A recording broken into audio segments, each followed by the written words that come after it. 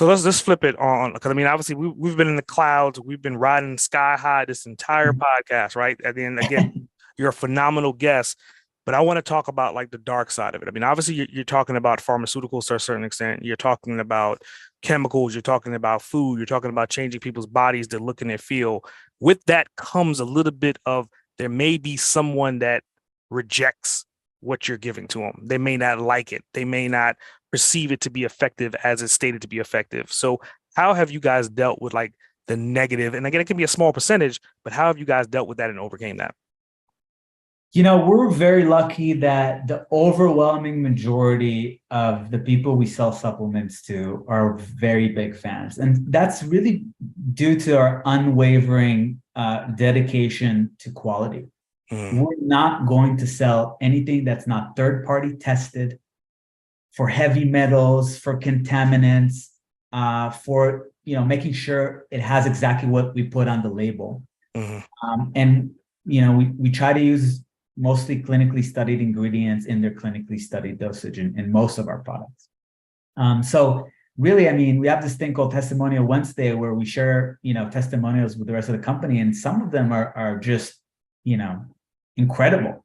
mm, People tell us how they can, use their joints again and have walks with their spend time with their grandchildren because they can walk again and get up on the couch. And people with digestive issues say, okay, I don't need to be in a 2-minute distance to a toilet every minute of my life, and other really incredible stories.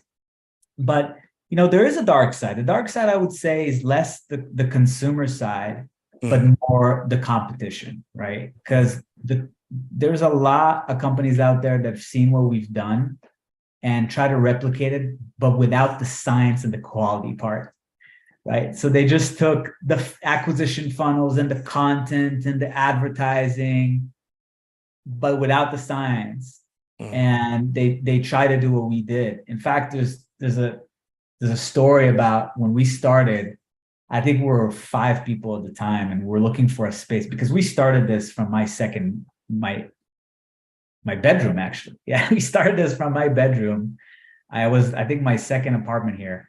And Ziva and I just shared this one desk with our 2 laptops. And then we had to hire a couple of people to answer the phones and all that and help us with some web development. And so we looked for an office space, but we still didn't have enough cash to get our own office. So we rented a room at another office, and that company that owned that office also sold supplements, but they sold it on television. It was like DRTV. So, we shared that office with them, and we're in our little room doing our thing, shared our Wi-Fi with that company. And a month in, the owner comes in and says, okay, guys, sorry, I got to kick you out. I need to use the room. Okay. We moved out. And I remember we found an office. And as I opened the laptop in my new office and I start getting my bearings, I realized that those guys copied us completely. They spied on our Wi-Fi and they copied all of our acquisition funnels, all of our ads, our formulas even. And they've been doing this for several years since. But at the end of the day, there's a lot more of the secret sauce than what meets the eye. Mm-hmm. So you can try to copy what you see, but you're not going to get the magic.